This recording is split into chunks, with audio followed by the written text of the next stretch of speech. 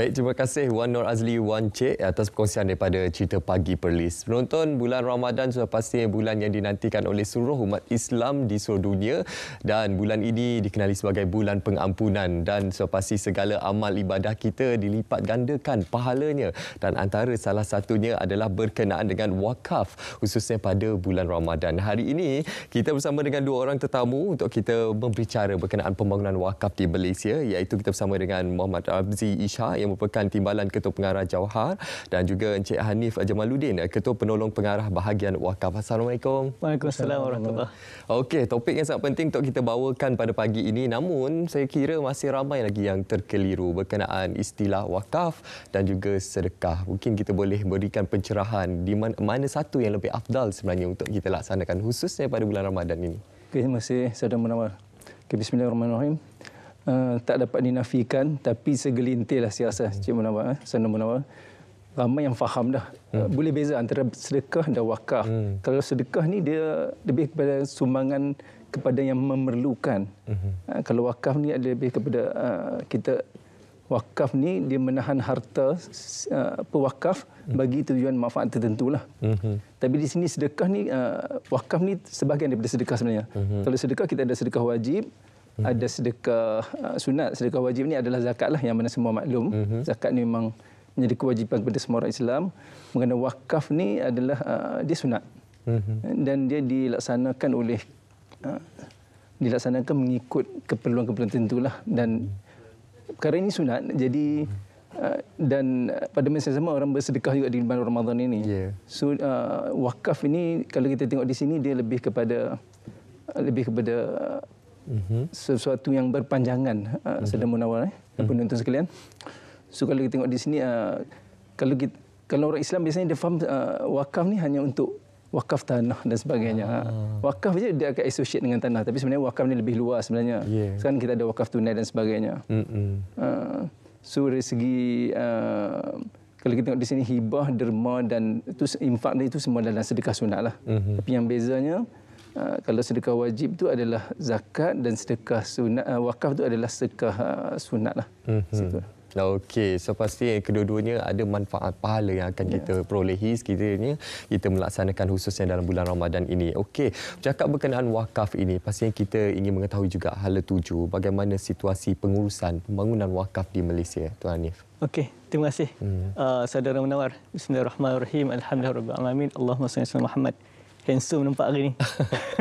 Okey, pengurusan wakaf kat Malaysia ni secara umumnya ada dua. Satu di peringkat persekutuan dan satu di peringkat negeri. Kalau di peringkat persekutuan kita ada Jabatan Wakaf, Zakat dan Haji. Nama pendek dia Jawhar. Kita ada juga Yayasan Wakaf Malaysia.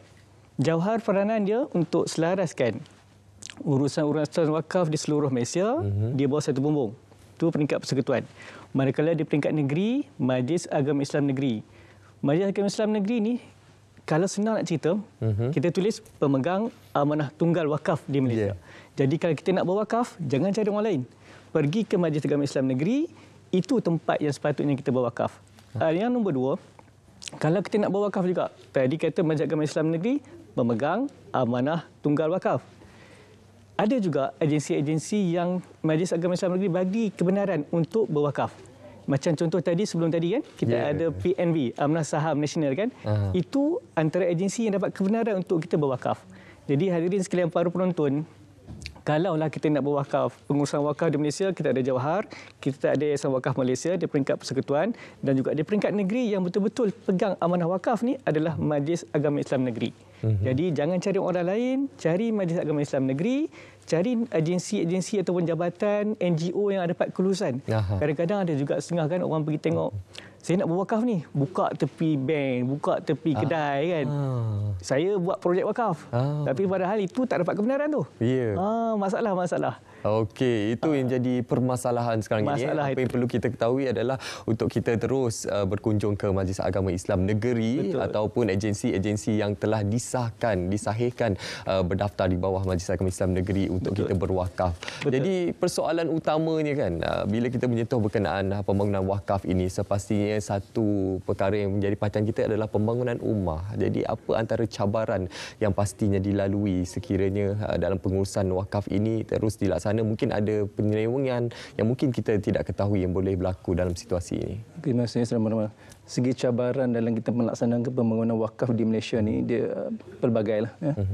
Sebab kita ada dua pelaksana, dua yang menguruskan wakaf ni di persekutuan kita ada Johor dan di negeri kita ada Majlis Hakim Negeri lah. Dia tengok cabarannya antaranya adalah kita ada 14 negeri Saudara Munawar. So, di setiap negeri ada perundangan dia sendiri, ada enactmentnya sendiri yang perlu dilaksanakan. Tapi kita tidak memandang perkara ini sebagai sesuatu yang kelemahan, tapi adalah satu unik dan kekuatan sebenarnya. So, pelaksanaannya adalah pelbagai dan kita ada kekuatan di MAENZ untuk melaksanakan wakaf ni lah.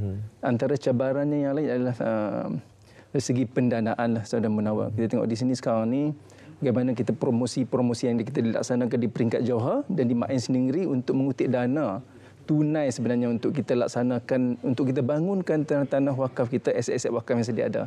Jadi pendanaan ni kita berusaha dari semasa ke semasa.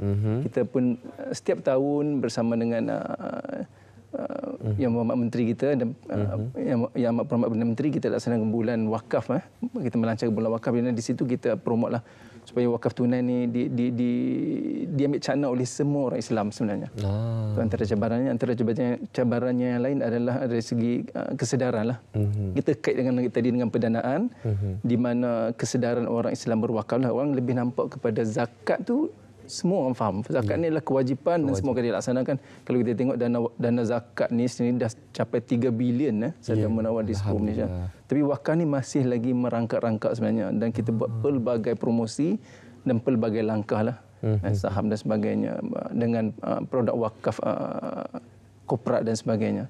Itulah cabarannya. Satu lagi dari segi ada pihak ada kesedaran untuk berwakaf tu ada, tapi tanah yang diwakafkan tu adalah tidak komersial, tidak boleh dibangunkan sebagainya. Jadi di pihak Majlis Agama Islam Negeri sebagai pemegang amanah tunggal untuk wakaf ni dan pelaksana juga menghadapi masalah lah. Tapi benda ni dari semasa kita baiki. InsyaAllah. Itu antara cabaran yang dilalui. Apa yang paling utama adalah tahap kesedaran masyarakat untuk kita turut serta dalam berwakaf. Yalah, kita tak mahulah kita berwakaf seperti yang Tuan nyatakan tadi di dalam kedai makan ke, ada nampak seorang individu buka satu meja katanya nak berwakaf dekat situ. Kita laksanakan apa kita ketahui asal usul kesahihannya. Okey Tuan, dalam pengurusan wakaf di Malaysia ini, pasti kita war-warkan kepada masyarakat sebanyak yang boleh untuk kita turut serta dalam wakaf ini. Jadi bagaimana dari segi penyaluran informasi, maklumat untuk mereka mengetahui berkenaan wakaf yang telah diuruskan? Okey, baik. Terima kasih Saudara Munawar. Kalau sekarang ni zaman moden kan, zaman moden, kalau nak cepat dapat info, pergi ke website lah.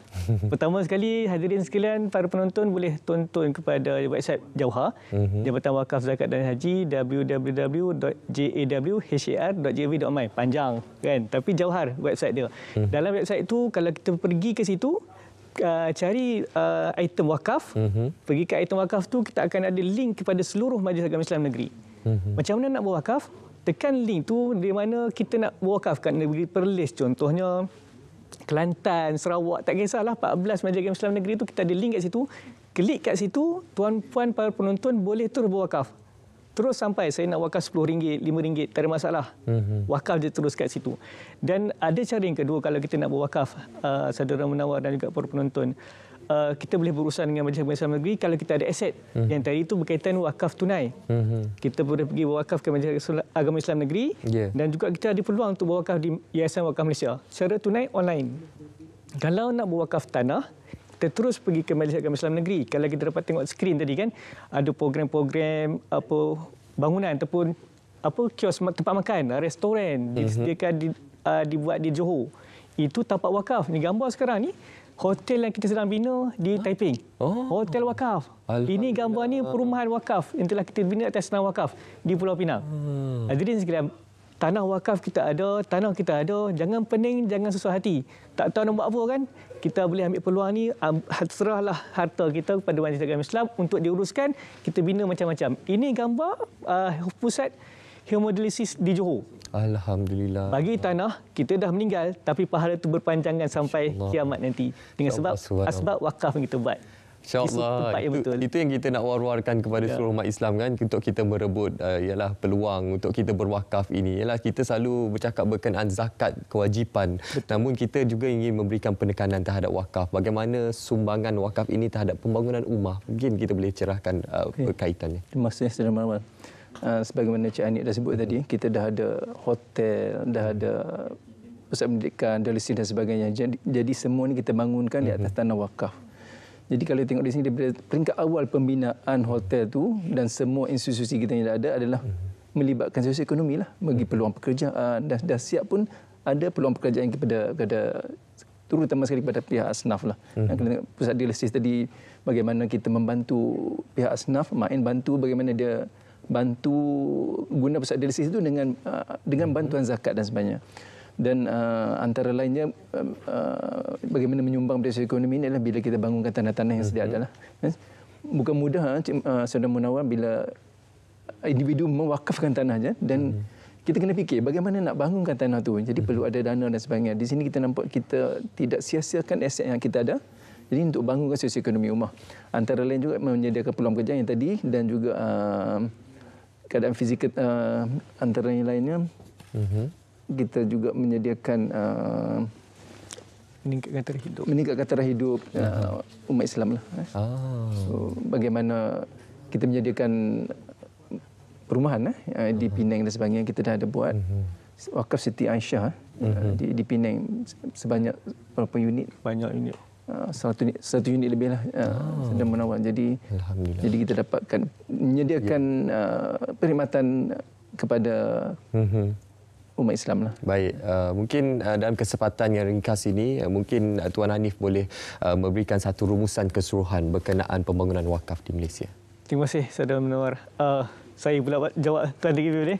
Okey. Bulan wakaf kebangsaan kita jadikan bulan Ramadan ni sebagai bulan wakaf kebangsaan. Hari ini dah masuk hari keempat puasa. Selasa, Rabu, Khamis, Jumaat. Saya nak jemput pada semua para penonton dan juga Saudara Munawar dan semua kita ambil peluang satu hari satu wakaf kita buat. Berwakaflah. Kita tak tahu bila kita nak meninggal, tapi dengan kesempatan satu hari satu wakaf, RM1 ke 50 sen ke, pahala tu akan berpanjangan sampai kita di akhirat nanti. Ada satu cerita sikit-sikit je. Okey, ringkas. Okay. Ada kawan tu seorang pemandu telah berwakaf dah 20 tahun, potong RM10, sekarang dah berpuluh ribu dah wakaf dikumpul. Masya-Allah. Nak bagi semangat pada kita. Wow. Itu saja kita boleh buat. Jangan tak buat. Boleh, insya-Allah kita sama-sama laksanakan. Dan pastinya ini satu perkongsian yang sangat bermanfaat untuk kita semua, khususnya dalam bulan Ramadan ini. Terima kasih kita ucapkan kepada kedua-dua tamu kita, Encik Muhammad Ramzi Ishak, Timbalan Ketua Pengarah Jawahar, dan juga Encik Hanif Jamaluddin, Ketua Penolong Pengarah Bahagian Wakaf. Terima kasih. Sama-sama. Insya-Allah ianya akan memberi satu inspirasi kepada kita semua umat Islam, khususnya dalam bulan Ramadan ini untuk berwakaf. Baik penonton, sekarang ini kita akan terus saja menyaksikan pakej Marhaban Ya Ramadan, iaitu berkenaan perkaitan Ramadan dan juga produktiviti kita. Jom kita saksikan.